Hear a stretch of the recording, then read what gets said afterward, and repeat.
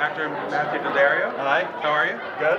Here for your film premiere, The That's Last right, Hunt, the Last Hunt, yes. here at the Soho Film Festival. Yes. So what can you tell us about your character, Matthias? So Matthias is a slightly troubled individual with a very we've got Creed here, who's caught in a little bit of a love situation with somebody who's not really available to him, and he feels a certain, I wouldn't call it an obsession, it's like, he's got a kind of dangerous attraction to somebody who I like that. he's unable to access, and he's given an opportunity that maybe will give him an in, and he takes that opportunity maybe a little bit too full. Okay. And now, Brock, you wrote the piece, and you also star in it. I did. And so, what was it like to not only bring your words to life, but then to watch the finished project? It was my first project as a filmmaker, so it was really cool to be on that side of the camera and kind of see how the story develops in post and all that kind of stuff. And I think that was the most interesting thing about it is sometimes, I think if you have good actors and stuff, I don't know how good my writing was, but they made it really good. So I was happy with that, and I love seeing like what my buddies could bring to the table, and and we just wanted to tell a good story, and that was our goal. So hopefully that'll show. Yeah, I think you did a tremendous job. Well, thank you. I agree. If you can't get praise from your cast, then who are you going to get it from? like it. I mean, what am I going to do? They just want to make sure the check clears. For sure. So, There's a check there. now they're It's coming. It's coming. It's on video. It has to be now. Wait, there was a check. Throw a man under the bus. So, Matt, not only are you one of the stars, you're also a director of the film. What was that like for you to take on a different role? It was a lot of fun. I've been lucky enough to work with a number of directors with different styles and things like that, and I sort of had an idea of what I wanted to do.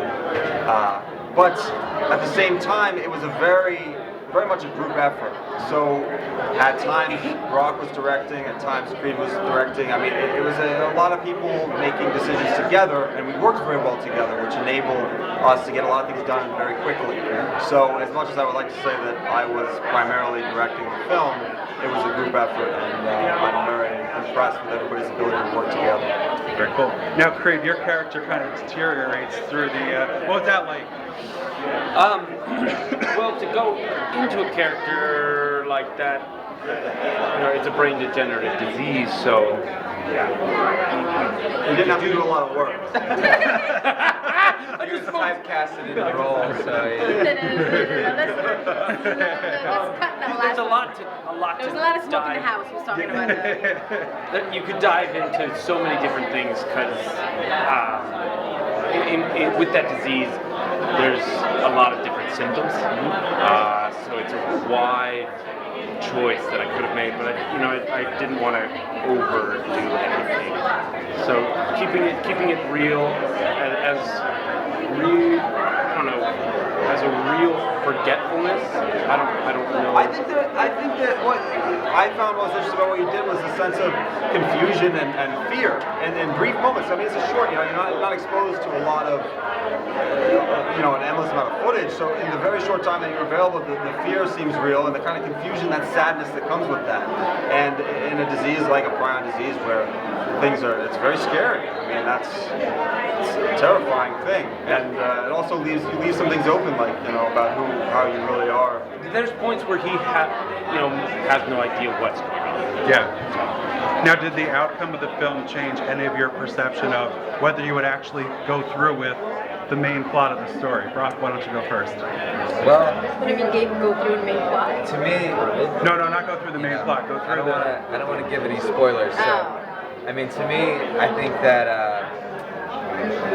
each character, when they set out in the beginning of the story, has pretty clear objectives, and it's sort of about them kind of clashing. So, who's going to win out on their path.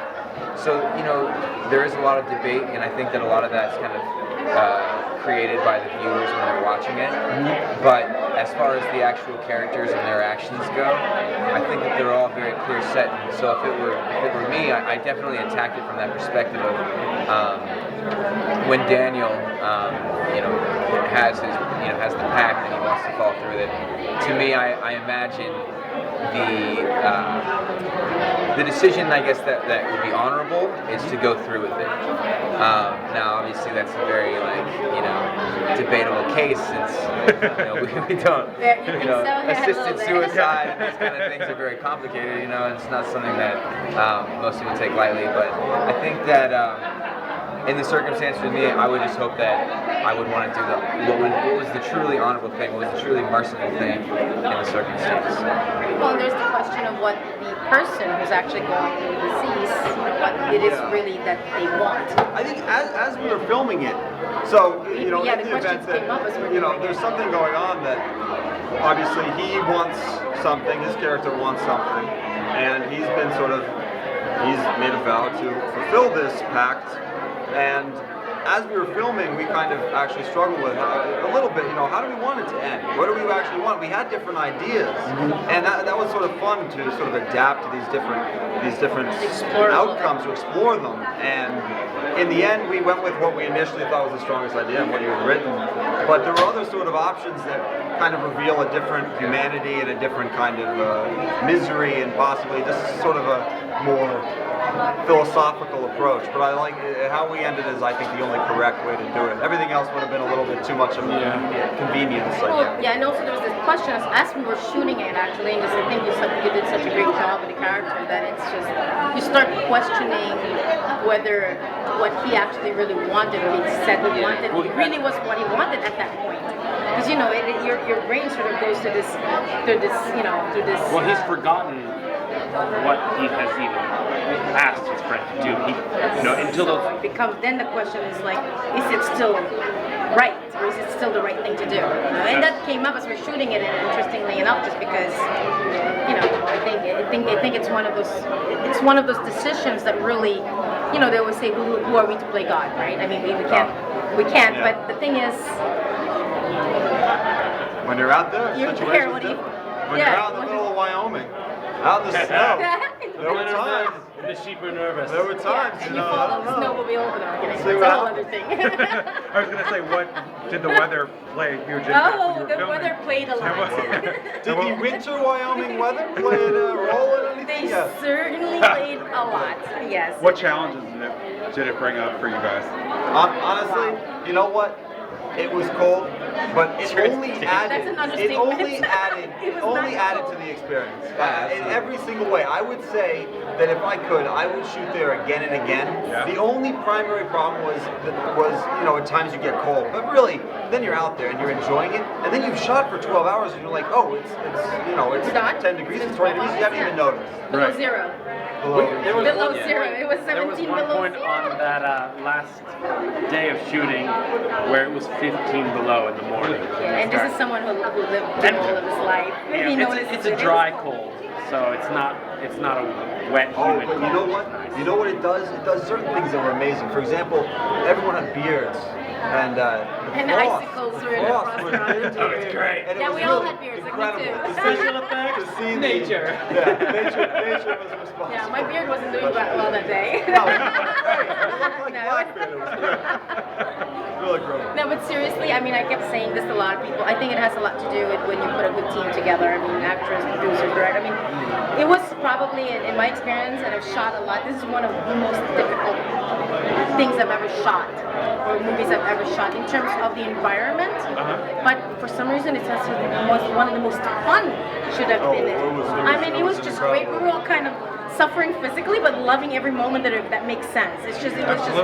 And again, the location just tremendous. Just unbelievable location. Thank you guys. I wish you the best of luck with the project. Thank you. And look forward to seeing it. Thank you very much.